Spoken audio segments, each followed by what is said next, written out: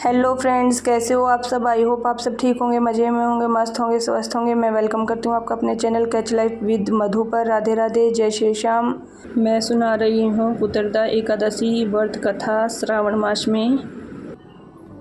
जय श्री कृष्ण, जय श्री कृष्ण। महादेव पार्वती, महादेव पार्वती, महादेव पार्वती, महादेव पार्वती, जय बोले शंकर, हे बाबा, जय बोले बाबा।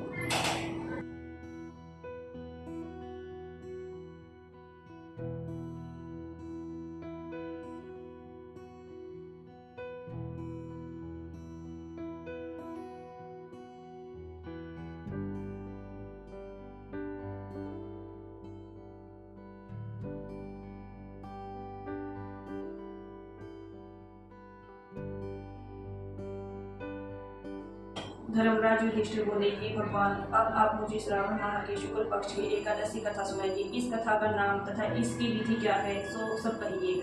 श्री मधुसूदन बोले कि हे राजन, जब आप शांतिपूर्वक श्रावण माह के शुक्ल पक्ष की एकादशी की कथा सुनिए। इस कथा का श्रावण मास में ही वाजपेयी यज्ञ का फल मिलता है। द्वापर युग के प्रारंभ में महिष्मती नाम की नगरी है।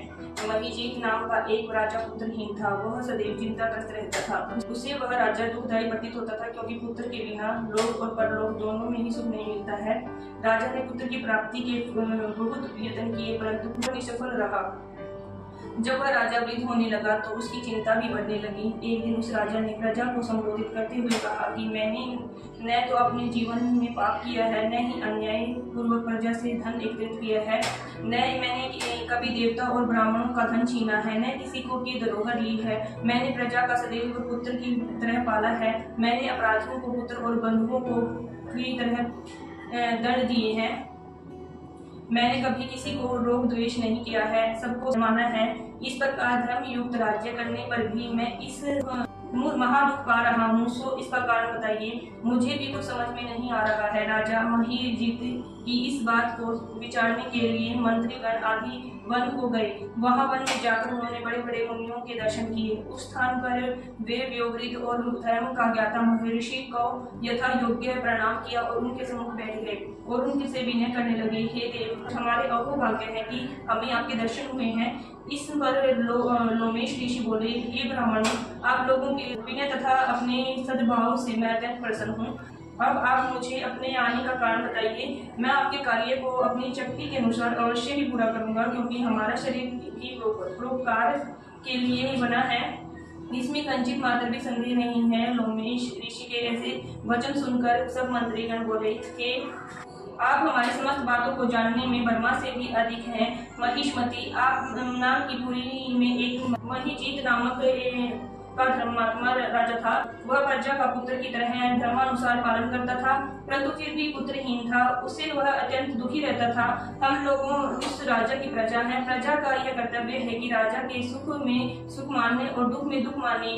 तो हमको उनके पुत्रहीन होने का अभी तक कारण प्रतीत नहीं हुआ है। अब जब हमें अपने आप को दर्शन कर रहे हैं, हमको पूर्ण रूप से विश्वास है कि हमारा कष्ट अवश्य दूर हो जाएगा। अतः आप हमको राजा को पुत्र प्राप्त करने का उपाय बताइए। इस पर लोमेश ऋषि ने एक क्षण के लिए नेत्र बंद किए और राजा के पूर्व जन्मों का विचार करके बोले, हे ब्राह्मणों, यही राजा पिछले जन्म में अत्यंत निर्धन था और बुरे कर्मों किया करता था। यह एक गांव से दूसरे गांव में घूमा करता था। एक दिन ज्येष्ठ मास की शुक्ल द्वादशी के दिन यह दो दिन भूखा था। दोपहर के समय में एक जलाशय पर पानी पीने गया। वहां उसी समय की ब्याही हुई प्यासी गौ भी जल पी रही थी। राजा ने उसको प्यासी ही हटा दिया। समय जल पीने लगा। हे ब्राह्मणों, इसलिए राजा को यह दुख भोगने पड़ रहे हैं। एकादशी के दिन भूखा रहने से आपको राजा होना पड़ता है। प्यासी गौ को हटाने से पुत्र के वियोग का दुख भोगना पड़ता है।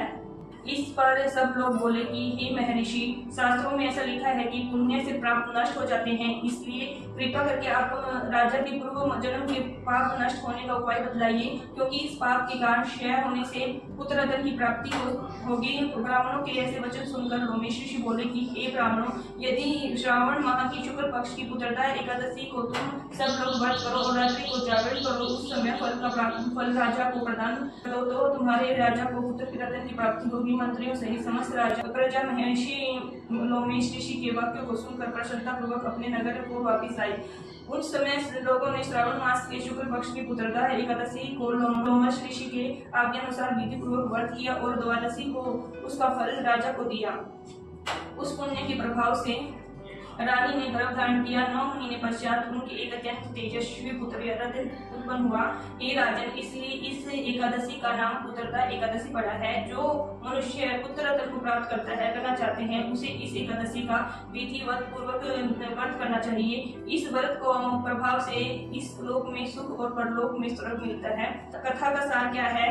पाप करते समय मनुष्य नहीं सोचता कि वह क्या कर रहा है, किंतु शास्त्रों से विदित होता है कि व्यक्ति का छोटा सा पाप ही उसे महान कष्ट भोगने का पर विवश कर देता है। अतः मनुष्य को पाप से डरना चाहिए, क्योंकि पाप नामक यह राक्षस है, जन्म जन्मांतर का ही उसका पीछा नहीं छोड़ता है। क्योंकि व्यक्ति को चाहिए कि सत्य व्रत का पालन करते हुए ईश्वर के प्रति पूरी निष्ठा रखे और यह बात सदैव याद रखे कि किसी के दिल को दुखाने से बड़ा दुनिया में कोई पाप नहीं है। इस वीडियो का करते हैं यहीं पर एंड। मिलते हैं नेक्स्ट डे नेक्स्ट वीडियो में। Thank you for watching. Bye bye.